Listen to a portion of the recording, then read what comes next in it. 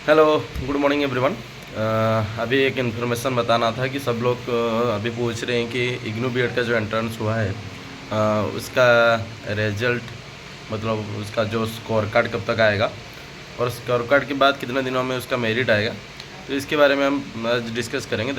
देखिए, इग्नू का जो प्रोसेस होता है वो थोड़ा डिले होता है। देखिए, अगर जनवरी में एग्ज़ाम होता तो लगभग अभी तक आपका रिजल्ट, मतलब जो स्कोर कार्ड रिलीज हो गया होता है। लेकिन आपका जो मार्च में एग्ज़ाम हुआ इसलिए थोड़ा प्रोसेस डिले हुआ है, लेकिन इतना भी डिले नहीं होगा। आपका जो स्कोर कार्ड आप लोग मई के फर्स्ट वीक में आपको देखने के लिए मिल जाएगा। मतलब आपका जो कितने मार्क आप एग्ज़ाम में सिक्योर किए हो वो आपको मई के फर्स्ट वीक में आपको देखने के लिए मिलेगा, ठीक है।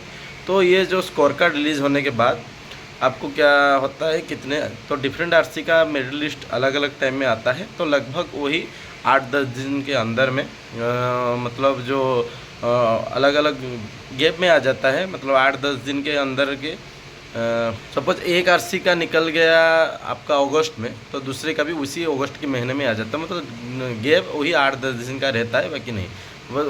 उसके ऐसा नहीं है कि रिजल्ट स्कोर कार्ड रिलीज़ होने के बाद कि आपको 8-10 दिन के अंदर रिजल्ट आएगा, ऐसा बिल्कुल नहीं है। रिजल्ट आने के बाद आपको लगभग 2 से ढाई महीने के बाद आपका मेरिट लिस्ट आएगा। क्यों? क्योंकि जो स्कोर कार्ड है वो इग्नू की तरफ से, जो उसका हेडक्वार्टर की तरफ से उसको पब्लिश करके वो आरसी को प्रोवाइड कर देता है, और जो मेरिट लिस्ट वो आरसी उसके वेबसाइट में देता है, और स्टूडेंट को इंडिविजुअली पहले वो डिस्क्रिपेंसी मैसेज भी आता है।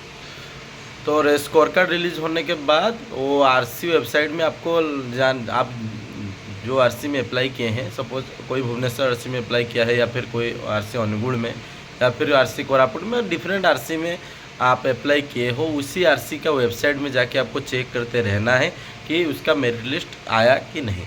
वैसे मेरिट लिस्ट आने से पहले आपको डिस्क्रिपेंसी मैसेज आ जाता है 1-2 दिन पहले, फिर भी आपको मेरिट लिस्ट वही आरसी के वेबसाइट में ही देखने के लिए मिलेगा। वो प्रोसेस क्या होता है ना, आपका जो पहले रिजल्ट निकलता है उससे 2 या ढाई महीने के बाद आपका मेरिट लिस्ट आता है। उसके बाद आपको डिस्क्रिपेंसी हटा के आपका एडमिशन लेना है। अगर डिस्क्रिपेंसी मैसेज आ गया 1 हफ्ते के अंदर में आपको वो सब डॉक्यूमेंट अपलोड करके आपका जो पेमेंट 7 दिन के अंदर जो 55,000 है उसको पेमेंट करना है ऑनलाइन के मोड में, ठीक है। तो इसी प्रोसेस में वही सारा काम होता है, लेकिन प्रोसेस थोड़ा डिले रहता है। अगर आप लोग ये सोचेंगे कि एडमिशन होगा फिर एग्ज़ाम कब दोगे, देखिए एडमिशन तो आपका जो नेक्स्ट फॉर्म फिलअप होने वाला है दिसंबर सेशन का, उससे पहले कंप्लीट हो चुका होगा। उसके बाद आप लोग फॉर्म भी भर सकते हैं, असाइनमेंट देख के फॉर्म भर सकते हैं और एग्ज़ाम भी दे सकते हैं, कोई दिक्कत है नहीं। क्योंकि हम लोग भी एग्ज़ाम दिए थे दिसंबर सेशन में। अगर किसी का दिसंबर सेशन में अगर बुक नहीं मिल रहा है कि कुछ नहीं मिल रहा है, आपका एग्ज़ाम छूट रहा है, तो कोई दिक्कत वाला बात है नहीं। आप जून के सेशन में भी एग्ज़ाम दे सकते हो और एग्ज़ाम क्लियर हो जाएगा, ठीक है।